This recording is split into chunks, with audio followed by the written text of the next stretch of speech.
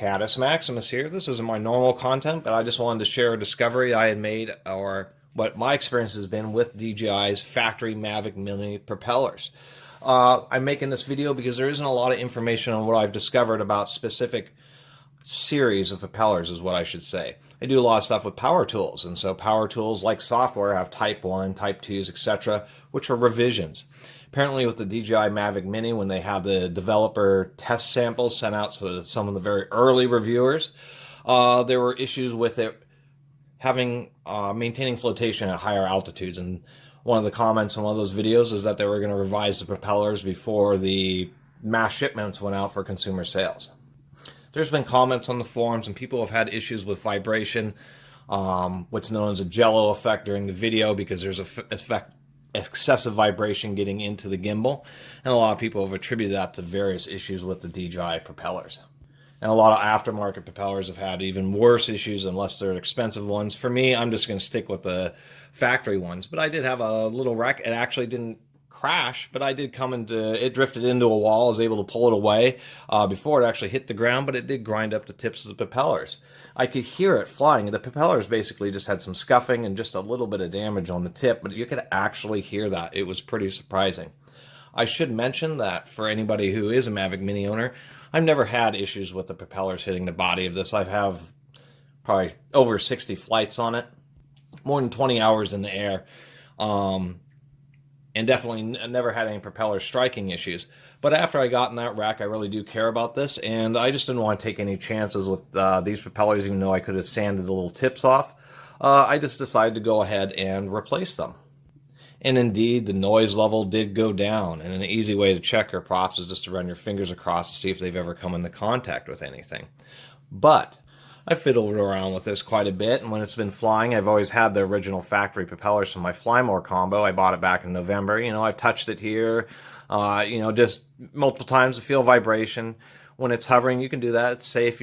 Right here, you might want to be a little bit careful, but you can certainly touch the bottom of the legs. You can actually grab and yank them around, but just feel the vibration.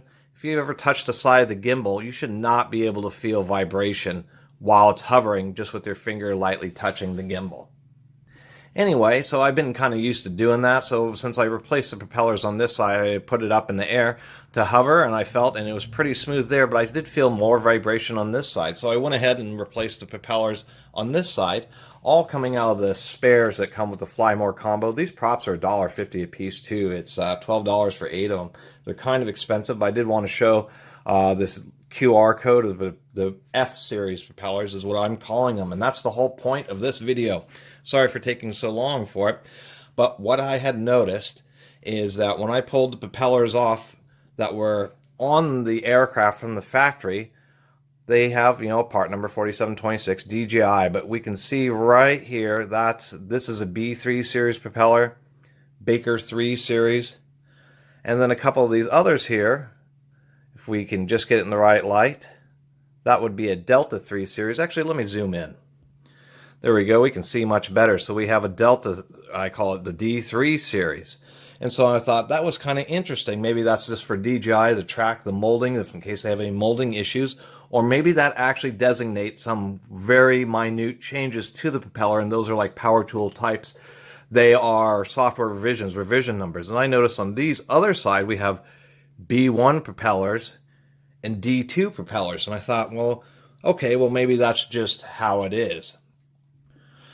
But when I got to looking at the propellers that I had replaced, the propellers that are counterclockwise, such as in this corner, we can see that they are F1 series. So they're DJI F1 4726F. So those are Foxtrot series. And the other set was also F1 series. And the same thing is on the clockwise ones, which is F2. So Foxtrot 2 series.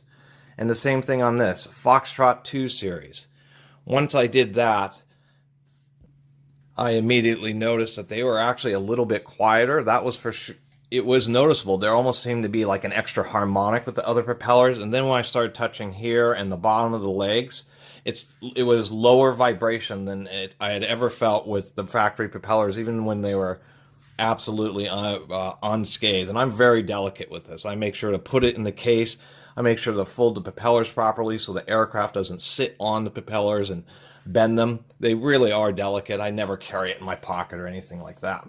And so that's the whole point, and people can comment on this video or even, make posts online about it and see if it just happens to be a random experience with me, or if other people, when they start using these extra propellers that come from DJI, and there once again is the QR code, that if indeed there maybe is something related to the F1 and F2 series propellers, and if people are having issues, we can track to see whether it's the B and D series, the Baker and Delta series propellers, that people are having more vibration and noise issues with, and maybe even striking the body of the aircraft, versus these F1 and F2 series. Maybe there's something to it, maybe there isn't, but as far as I can tell on the internet about this really popular drone is that there just is nobody has really quite noticed that yet. Anyway, I really appreciate everybody watching and subscribing. And if you haven't subscribed, please do. Until next time, Catus Maximus out. Oh, I was going to quickly mention, as far as a variety of the other issues people have had, my Mini has really been great. I've only ever had one situation, which was, I would actually blame on DJI, or not DJI, but one particular issue under some really specialized flying conditions, really not normal flying conditions, where I've got the red light to turn on continuously, known as a critical error. But I've never had weird dropping issues or just any of the other, it's never had, seemed like it's out of control or anything like that. Has really just been a dream and performed exactly as I had hoped and expected. Anyway, see you next video.